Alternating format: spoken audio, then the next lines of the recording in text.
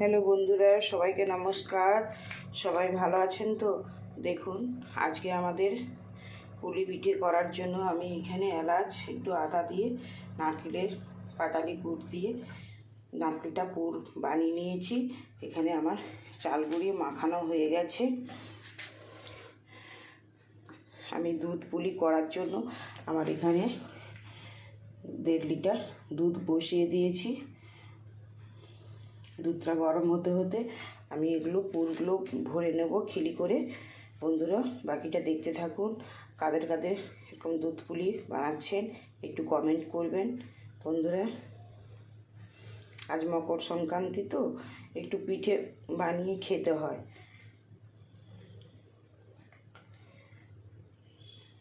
এগুলো খিলি করে আমি মুড়ে নেব, তারপর দুধের মধ্যে দিয়ে আপনাদের বাকিটা দেখা হবে। দেখুন বন্ধুরা, এখানে আমার দুধ পুলি হয়ে গেছে।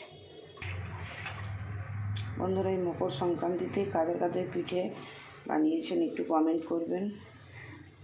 ভালো লাগলে লাইক করুন, শেয়ার করুন। ধন্যবাদ। সবাই ভালো থাকুন, সুস্থ থাকুন। আবার 8 বছর হবে মকর সংক্রান্তি।